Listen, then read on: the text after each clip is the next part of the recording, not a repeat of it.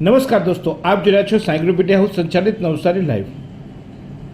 દેશના વડાપ્રધાન નરેન્દ્ર મોદીએ 12 વર્ષ સુધી સતત શાસન કર્યું અને આ શાસનમાં આજે પ્રથમ વડાપ્રધાન જવાહરલાલ નહેરુની જે સિદ્ધિ હતી એ સિદ્ધિને આજે એમને બરાબરી કરી દિવસ રાત કામ કરીને તેઓ આજે સૌથી વધુ સમયગાળા સુધી વડાપ્રધાન રહ્યા હોવાનો રેકોર્ડ સર્જ્યો છે।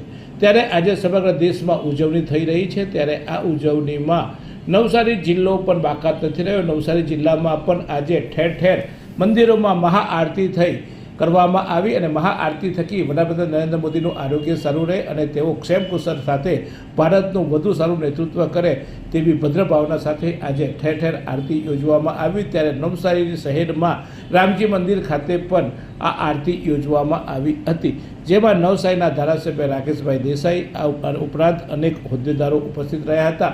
નગરસેવકો અને ભારતીય જનતા પાર્ટીના વિવિધ હોદ્દેદારો સાથે સાથે અનેક મહિલાઓ પણ ઉપસ્થિત રહી હતી અને આજે આ ભવ્ય મહાઆરતીનું આયોજન કરવામાં આવ્યું હતું, જેમાં ભક્તોનો ઘોડાપુર જોવા મળ્યો હતો। વડાપ્રધાન નરેન્દ્ર મોદી સાથે અનેક લોકો સીધા કે આડકતરી જોડાયેલા હોય છે, ત્યારે એમની સિદ્ધિઓને બિરદાવવા માટે લોકો ઉત્સુક હોય છે અને આ ઉત્સાહ અહીંયા રામજી મંદિર ખાતે પણ જોવા મળ્યો હતો। રામજી મંદિરના ટ્રસ્ટી યોગેશભાઈ પણ આજે વિશેષ ઉપસ્થિત રહ્યા હતા અને અન્ય લોકો પણ ઉપસ્થિત રહી આજે આ મહાઆરતીમાં તેઓ જોડાયા હતા।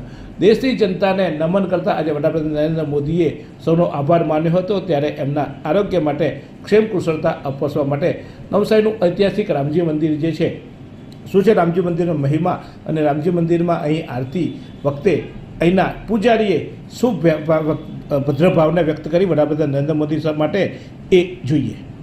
સિયાવર રામચંદ્ર ભગવાન કી જય। રામજી મંદિર એટલે નવસારીનો જૂનામાં જૂનો ઇતિહાસ એમ કે તો ખોટું નથી। અહીંયા કોઈ ભક્તોને એવું કહેવાની જરૂર નથી પડતી કે સ્વયંભૂ છે કે આ ખેતી। અહીંયા ભગવાન રામની ગાદી એમ કે તો ચાલે અને વર્ષોથી અહીંયા ઘણા બધા સંતોની ભૂમિ કહેવાય। નરસિંહ ટેકરી પણ કહેવાય એનું જૂનું નામ અને એનો ઇતિહાસ છે। બહાર પણ ટહલદાસજીની ધૂણી છે, ઓછામાં ઓછા 125 વર્ષ ઉપરની ધૂણી છે। અને આ રામજી મંદિરનો ઇતિહાસ જો જોવા જઈએ તો આ રામજી મંદિરનું પુનર્નિર્માણ થયું હતું એ 27/4/2028માં થયું હતું। એટલે આ મંદિરનો પણ 2028ની અંદર 100 વર્ષ પૂરા થશે, એટલે એનો પણ અહીંયા કાર્યક્રમ યોજવામાં આવશે।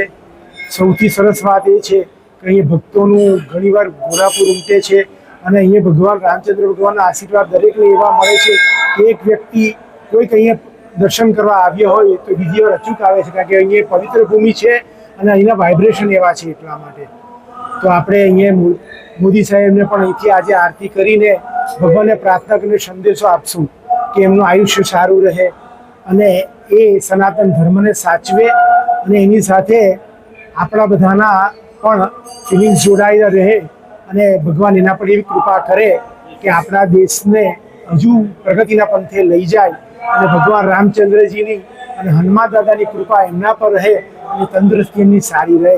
એથી વિશેષ તો બીજું શું કહું આ ભૂમિના માટે। બસ બધાને મારા જય સિયારામ, જય શ્રી કૃષ્ણ। કહેવાય છે કે રામજી મંદિર એ એક અલગ જ ઓળા ધરાવતું મંદિર છે। અહીં આવનાર તમામ લોકોની મનોકામના પૂર્ણ થતી હોય છે। ત્યારે રામજી મંદિરમાં આજે મહાઆરતીમાં નવસારીના ધારાસભ્ય રાકેશ દેસાઈ પણ જોડાયા હતા। રાકેશ દેસાઈએ આરતી ઉતાર્યા બાદ શું કહ્યું એ જોઈએ। આદરણીય વડાપ્રધાન શ્રી નરેન્દ્રભાઈ મોદી સાહેબે એક પ્રજાએ ચૂંટેલા વડાપ્રધાન તરીકે સર્વાધિક દિવસ વડાપ્રધાન તરીકે રહેવાનો અને પ્રધાન સેવક તરીકે રહીને ભારત માતાની સેવા કરવાનો આ ભારતની જનતાએ એક મોકો આપ્યો અને એમાં ખરા ઉતરીને નરેન્દ્રભાઈ મોદી સાહેબે સર્વાધિક દિવસ સુધી વડાપ્રધાન તરીકે રહીને આ ભારત દેશની ઉન્નતિ માટે જે યોગદાન આપ્યું છે એ ઇતિહાસમાં હંમેશા યાદ રહેશે। આજે આ રામજી મંદિર નવસારી ખાતે નરેન્દ્રભાઈ મોદી સાહેબને પરમ કૃપાળુ પરમાત્મા દીર્ઘાયુ બક્ષે અને ઉત્તરો ઉત્તર આ ભારત માતાને પરમ વૈભવે લઈ જવા માટે ભગવાન પરમ કૃપાળુ પરમાત્મા એમને શક્તિ પ્રદાન કરે એને માટે આ રામજી મંદિર દુધિયા તળાવ નવસારી ખાતે મોટી સંખ્યામાં નવસારીની પ્રજા અને ભારતીય જનતા પાર્ટીના કાર્યકરોએ હાજર રહીને ભગવાનને પ્રાર્થના કરી છે કે વડાપ્રધાન નરેન્દ્રભાઈ મોદી સાહેબની તંદુરસ્તી સારી રહે અને વર્ષોના વર્ષો સુધી ભારત દેશની સેવા કરતા રહે એને માટે અહીં ભેગા થઈને પ્રાર્થના કરી છે. નરેન્દ્રભાઈ મોદી સાહેબનો પણ નવસારી વિધાનસભાની પ્રજા વતી હું આભાર માનું છું કે જે રીતે એમણે એક સુશાસન આપ્યું છે એ હંમેશા ઇતિહાસ યાદ રાખશે. અસ્તુ ભારત માતા કી જય. 4399 દિવસ સુધી શાસન કરી નરેન્દ્ર મોદીએ એક ઇતિહાસ સર્જ્યો છે. ત્યારે આ મોદી યુગ અંગે અનેક વાતો આજે લોકો કરી રહ્યા છે. મોદી યુગમાં અનેક એવા પરિબળો પણ આવ્યા કે જે પરિબળોથી દેશનો એક અલગ વિકાસ થયો, દેશની એક અલગ ઓળખ ઊભી થઈ. ત્યારે આજે જ્યારે આ સિદ્ધિ તેમણે હાંસલ કરી છે ત્યારે સમગ્ર દેશભરમાં ઉજવણી થઈ રહી છે. નવસારીમાં પણ ભવ્ય ઉજવણી કરવામાં આવી હતી. નવસારીમાં રામજી મંદિર ઉપરાંત અન્ય સ્થળે એટલે કે મરોલીમાં રણછોડરાયજી મંદિર, વીરવાડી હનુમાનજી મંદિર સહિતના અનેક સ્થળોએ પણ ઉજવણી કરવામાં આવી હતી. તો જિલ્લાના પણ વિવિધ સ્થળોએ આજે મહાઆરતી યોજી આ ઉજવણી કરવામાં આવી હતી. તમારા સુધી નવસારીની તમામ ઘટનાઓ પહોંચાડતી એકમાત્ર ચેનલ નવસારી લાઈવને આપ સબસ્ક્રાઈબ કરો. જો આપ યુટ્યુબ પરથી જોતા હો તો યુટ્યુબને આપે સબસ્ક્રાઈબ કર્યું હોય તો અમારા ફેસબુક પેજ અને અમારા ઇન્સ્ટાગ્રામ પેજને પણ આપ લાઈક અને ફોલો કરો.